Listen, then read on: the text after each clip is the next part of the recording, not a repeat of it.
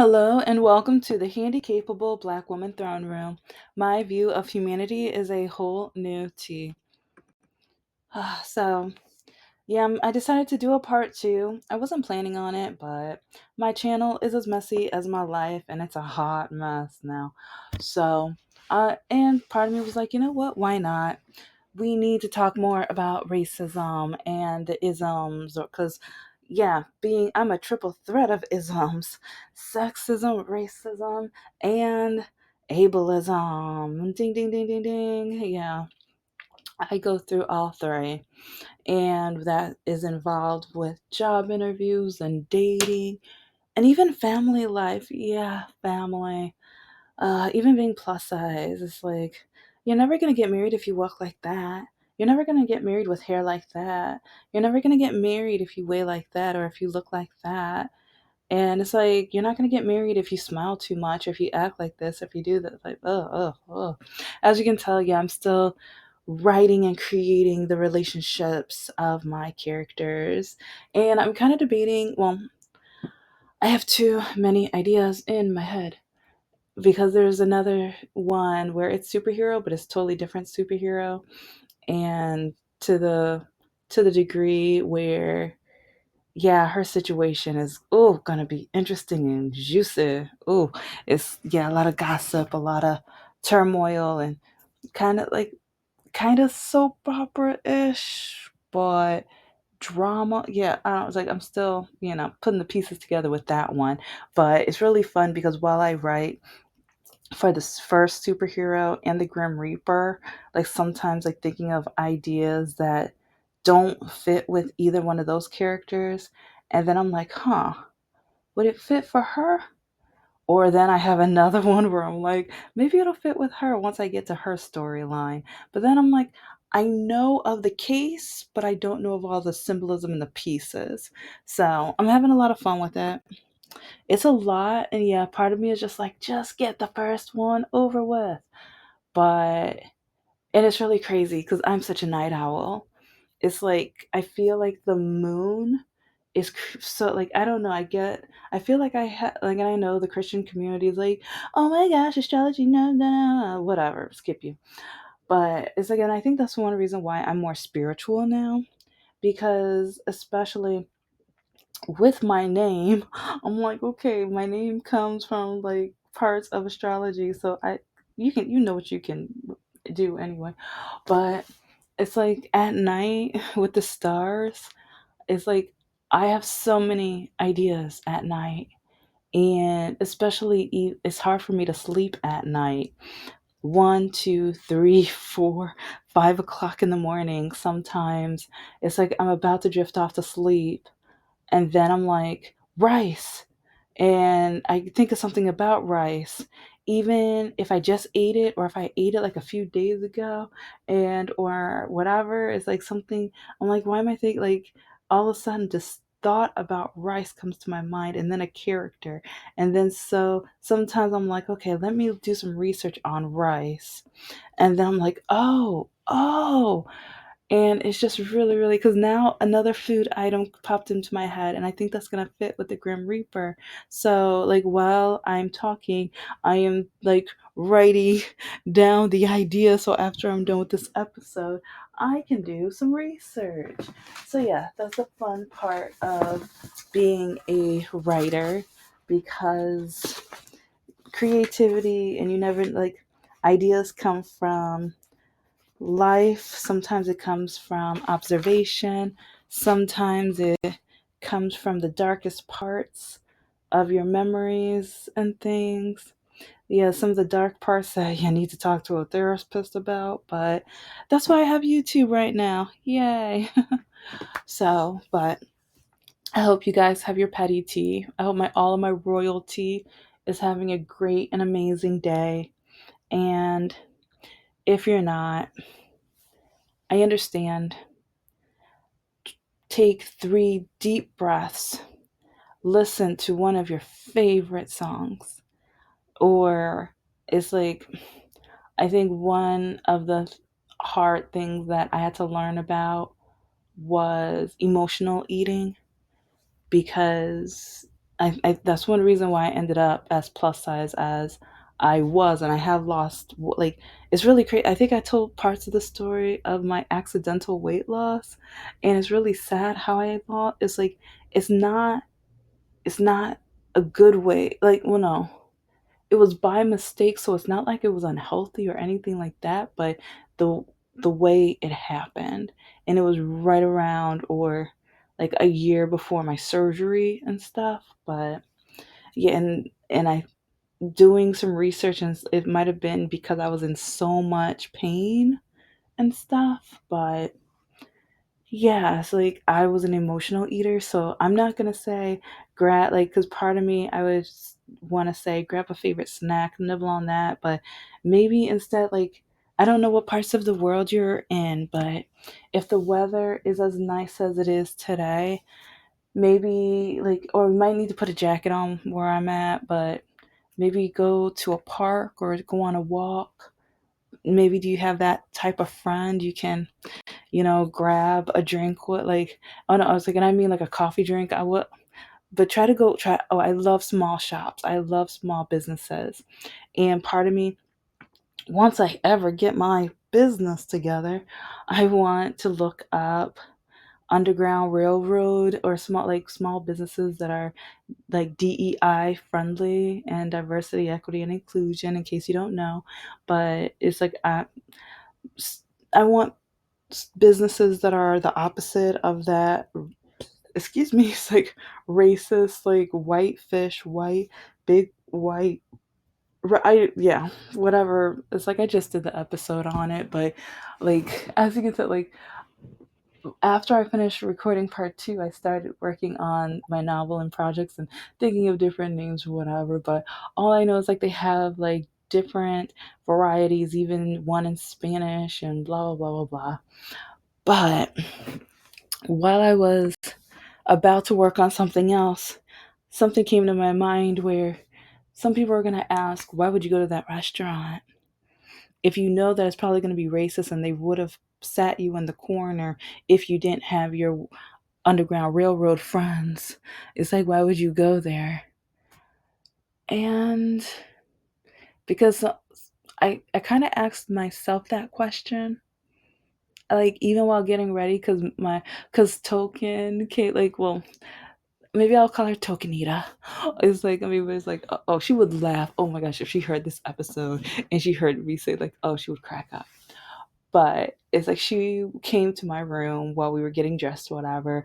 And like, we were talking about maybe we should go somewhere else, or maybe go somewhere where we're not gonna feel misplaced, or like we don't belong, or like that one Sesame Street game, like one of these things just doesn't belong here. Yeah, us. But but at the same time, I kind of feel like sometimes we just need to help make people uncomfortable. And with black people, we're used to that. And I think that's one reason why it's like, I mean, it passed my mind a little bit because I, especially since my walking was getting a little worse, I started getting stared at a little bit more. So that's why I was kind of nervous, but I'm used to getting stared at, like, especially when going to certain malls, like the higher up malls or whatever, and they're thinking that you're, or accusing you of stealing or whatever. And it's like I feel like sometimes my mom went there just because she was like, I have the money, I know what I'm doing, whatever. If they're gonna think I'm stealing, I'm gonna make them feel stupid, and I'm gonna get an added like discount off everything. And she did. Ooh, it's like it happened twice back with Jacobson's. Ooh, it's like the security guard followed us every single place we, like even with lingerie. It was kind of uncomfortable because some of the bras were on sale or whatever, and she was like, oh, does this fit you? And she's putting it up, and she's like, do you like this one? And I'm like, oh, and this guy is watching. I don't want him knowing what. And so I don't know, it was kind of awkward. And but we knew he was following us, and it was awkward. And it was to a point where my mom went right to the register lady. She was like, okay, I need an extra discount or to speak to your manager because this man has been following us for the last hour and a half or whatever. Every place where we go, he goes. And the lady at the, oh no, he wasn't. I was like, no, he has. And she was like, if you're not going to fix it, then I need to talk to your manager. And it got to a point where I think she had to talk to like one manager to another manager, then to another manager, until they finally admitted, yeah, he was following you. And my mom, like, and the thing was, like, my mom shopped at this mall all the time. One, because she knew of their sales. And it's like, and you know what? I'm gonna have another episode soon because I know even with while I was streaming and or even dating or whatever, sometimes when I would talk about mention going to Dollar Trees or Five Below or like different other places, and a lot of men who love being hood rich. Oh, I would never be seen in a Dollar Tree. I would never be seen in a Five Below. Oh, you're gonna be that cheap? Oh, you're gonna blah blah blah. I'm like, excuse me. But then I'm looking at their outfits, or I'm looking at it's like sometimes remembering where they live, and I'm just like, okay, if I'm gonna buy a book, why not find some books that are $1 and stuff? If I'm gonna get supplies for my students, coloring books and things like that, and it's like first I'll buy one pack to see how they are, and especially if they're good, oh, I'm coming back to get a lot more of them. Why do that? And then oh yeah, the Pontiac school I worked at, they stole and kept some of my property. When I called them back, like they didn't say that they were going to reconstruction until after teachers left, then mailed us a letter saying, yeah, yeah, they stole from me. And they owe me hundreds of dollars for supplies, hundreds of dollars of supplies. But anyway, it's crazy because, well, I mean, it's another subject or whatever, but it's called like, for me, I like getting like there's some things where you get the highest of quality so that they last as long as possible and that you don't have to like cuz fast I some of the fast fashion is adorable, it's cute, but I need something that's going to stay together. And also at my age, I'm like I don't want to always have to go shopping. If I could get some really cute items and things where I can switch around and things like that and put in different ways, and that's good enough for me. I don't care. And I'm at an age where it's like I'm not going, like especially with my disability, I'm not going out too often or whatever. Even with working or whatever, it's like I'm not going to have to need to and stuff. So why can't I just find, and also like even going to the Dollar Tree for canned goods or for different food items, like what, like I mean, oh, there's some items where I'm like, no, like I made that mistake before, and yeah, so yeah, so there's some things you do not get from a Dollar Tree, but especially like some of their candles, or you know what, I'll do that in another episode. But it's just really crazy how much I get judged then by men, but then also by men who have cars that are more expensive than their houses, and or they they want to date me but then they want to borrow my money to pay their rent or buy rims for their vehicles, and then they put me down for investing, but I'm the reason why that they have the rent for their place or whatever, and or they paid their child support, or whatever, like so I don't know, I just think it's kind of a little a little crazy, a little off or whatever. So, oh well. But anyway, like while going shopping at the nice stores, or because even at Ulta, I was followed before. And it's like with myself, I'm Patty. So once I know I'm going to be getting followed, I just go to the register and I'm like, "Oh, can I just put my items here?" I like cuz one time I was real petty. I was like, "I want to save the person following me time. So at least this way you'll know I'm not stealing anything because I'm going to have to come back over here and get it." And oh my gosh, you should have seen the lady's face. She turned so red. She should have went and got some of that makeup to powder her face, get some of that green stuff to powder her face to cancel it out. That's how red she got. And she was like, "I'm so sorry. Oh, yeah, uh-huh, yeah, shut up." Yeah. And it's because It's like if you think I'm gonna be stealing, then and I think they were surprised that I was able to buy like I don't and that's one thing I don't get. If you think black women don't have any money, if you think all we do is steal, if you're really gonna stereotype us and label us, but then or if you like it's even with oh yeah, job interviews and job placements or even being a professor for the first week of class is chef kiss of petty because so many times because I think I've taught almost 30 classes. Yeah, it's like I've taught almost 30 college classes. And the first week, it's crazy because they see a black woman with a disability. They never think I'm the professor.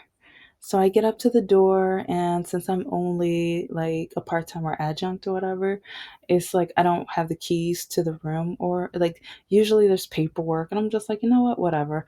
It's like I got to know the wonderful and amazing security, and yeah, it's like and you guys already know I have so many bad stories about the popos, about the police, and everything like that, and I know there are some good ones out there including some of the ones at the college that I got to work at. But well, I taught at more than one, but yeah, yeah. And yeah, that leads back to more racism. Watch the police episodes because when you get pulled over for having your college graduation tassel on your mirror, but then it's like now, like I still have kind of stress and anxiety when I get into people's car and they have those air fresheners hanging on their mirrors. Most of they're usually white, but sometimes they have like five of them hanging, and I'm like, how do you have that many? You don't get pulled over. How are you not getting pulled over? I get pulled over, and then they emptied out my purse. They fondled me literally for about 15 minutes, talking about how big my tush is in front of my ex boy, like not Mr. No Heart or Mr. Lockakey, but it was the guy that I dated before that. He's from Flint or whatever. So, but yeah, yeah, me. So, but I don't know. It's just really crazy with dating and racism and jobs and shopping and just everything to the point where within this situation with the restaurant Asian people are just now like, oh my gosh, there's racism, oh my gosh, we're all being put in the same corner, like really. But at the same time when it came to the Harvard situations, they wanted to like let go of the law that would have helped them go to the university because they said too many black people and they said black people aren't as smart as them. And it's just like, are you that main character diseased? It's like even though African Americans are the most educated demographic in this country, you still think we're not that smart. When I write my novels and things, or sometimes even when I talk to some Asian Americans about what I'm working on, they think, oh, you couldn't have thought of all of that. How did you think of your ideas? How did you do this or that or whatever? And it's just like, because I have a brain, because I'm creative. What are you talking about? And or when I talk about one of my sisters and her like amazing accomplishments, and but then it's like with my education a lot of people automatically think, oh, one of your parents must be white. What what? Look at how a lot of them voted and you still think a lot they're smarter. And see, and that's the funny thing, 98 or 9 well not no 92% of African American women voted so that we would not have to feel like we're going back in time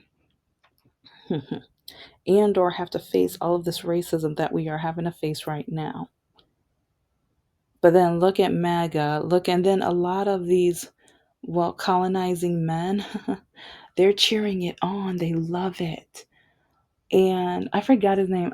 I'll put the video in the description, but someone like there was a group, another podcast group who, a Crowder. Yeah, that's that. I can't. Mm, mm. Yeah, Crowder. He's the one that was absolutely horrible to his wife while she was pregnant, I believe. Isn't that him? Yeah, he disgusts me. He really does. But he's happy. He's cheering it on.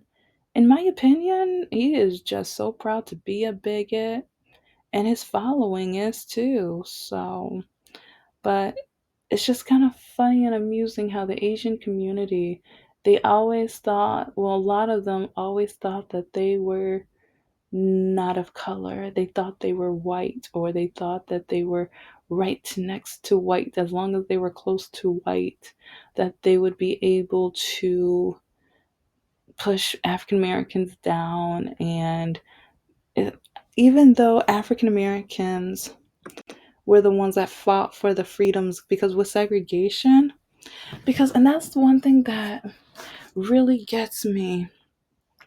If we still had segregation today, do these Asian people think they would have been able to drink from the white fountain, or do they realize that they would have had to drink from the colored one? Because I think this restaurant example is a great sign. You're not one of them, boo boo. Baby, sweetheart, honey. I'm sorry. Like, no, I'm not sorry to break it to you. Because if no one has told you yet, eh, and or if you haven't been paying attention to your history, that's even more hilarious. And this is another reason why a lot of states, including like especially Oklahoma and stuff, they're trying to make sure they whitewash history so that people like you don't know any better. But when it came to segregation, you guys would have needed our green book. If you don't know about the green book, you need to do some research. If you think that you would have been allowed to sit with the whites at those restaurants, sorry, boo boo, you would have been having to do the sit ins like us. If you think you would have been able to sit in the front of the bus, maybe you might have been able to sit in front of black people, but no, you wouldn't have been able to sit in the front with the white people. Nah, boo boo. Nah, no. Yeah, I'm probably gonna say boo boo a lot because I feel like I have to sit you down and give you that little talk. But, oh, interracial dating? No, it's like, yeah, you wouldn't have been able to date and marry the white people. No, like, you're not white. You're not a colonizer.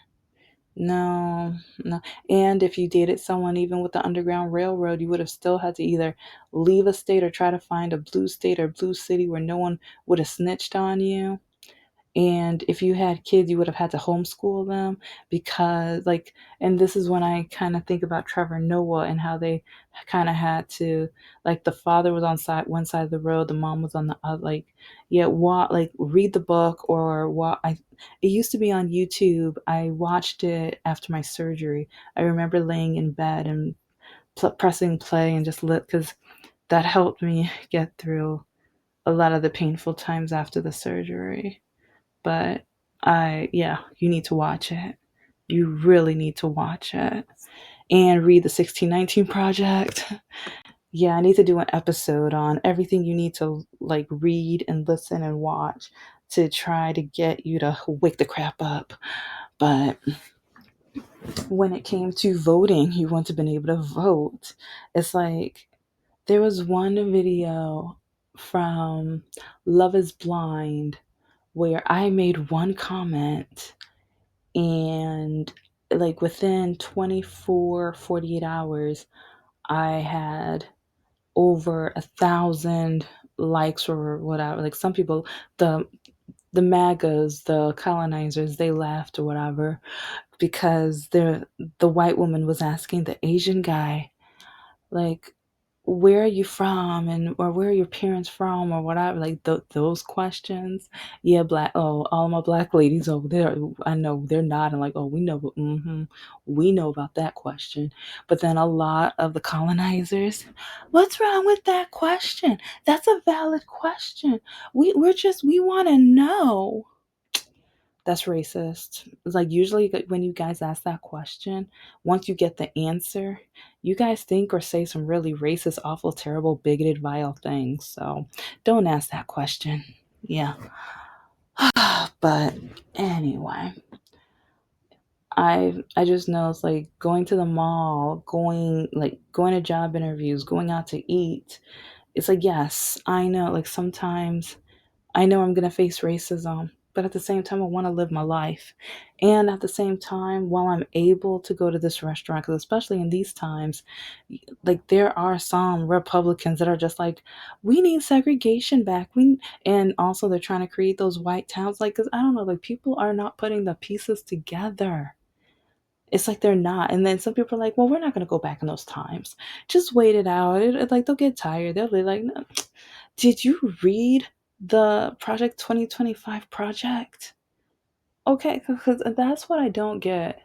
Like, because a lot of the people who try to tell me that's not going to happen, then it happens. Well, I didn't think it was going to happen, but they're going to get tired. It's like that's how far it's going to go. Then something else happens, then something else happens, then something else and something else. And it's just to a point where, like, oh, okay, so it's like now, when do you think they're going to get tired? Okay, because they're not tired yet. And they keep going. And now they have ICE to help them move things along a lot faster. Now the government shut down, so then they can do a lot of the damage from Project 2025. But you like, and in a way, they're celebrating that it's shut down. And now it's to the point where it's like, it's kind of a little nerve wracking in the skies or whatever because some people like, and I kind of can't blame the people who work the airways or whatever because that's stressful. You're not going to get paid like while you're working. It's like, and some of them might have kids and some of them might have bills and things that need to be paid. Like, shoot, it's like, I'll be like, I'm about to just do some Uber, peace out, whatever. You're on your like, because you're gonna shut down, especially it's like it's a complicate like I'm just gonna stay on subject, but I might get back to the subject one day. But I just think it's everything that's going on right now and with history and learning our history and the fact that America is trying to because like the whole Prager University, oh, that's like that it's as factual as Fox News, and you already know the lawsuit and the fees and money they had to pay. Like, in my opinion, Prager University is one of the awful, most terrible, disgusting, whitewashed dribble that, because I've watched some of it. Because I'm like, okay, what are they trying? Like, because when I found out that some states are trying to make it a requirement in within all of their classrooms, it's so racist and bigoted, in my opinion. In my opinion, it's disgusting and just bigoted and awful. So, but one of the main reasons why sometimes going somewhere where you know that you're not going to be accepted all that much, sometimes looking at the people who are going to stare at you and judge you and or the people who think you can't afford something or that you must not be smart enough or you're not capable or able or that since you're black that you're beneath them just because you're black or you must not qualify because you're black. And that's one thing that frustrates me because a lot of white people, especially my ex and his family, they automatically thought that just because I'm black the house must be worse than theirs. I must not be able to invest because they don't have enough money to invest. And I must not have this like higher education than them because I'm black, so I have to be less than them. Or if I have higher education, then I must have cheated because I don't deserve higher education because I'm black and they're white and they didn't finish. Or I think the mom might have, but I know my ex dropped out. The youngest daughter has two certifications, and I think the other daughter is a nurse, but I don't think she's all the way like I don't think she's like college educated nurse, but I think she's certified nurse. But anyway, it's like a lot of them thought that I have to have less education than them and qualifications and like things like that. I must have been got like I told you about the jail story when she was bragging about how all of her kids were arrested. And then she told me it was my turn. And I told her I've never been arrested. Oh, she was so pissed. She was so upset. She was furious. She left the table. Thank you so much for listening to the Handy Capable Black Woman Throne Room. I am a woman, I am of color, and I am handy capable. But most importantly, I am human and you're human too.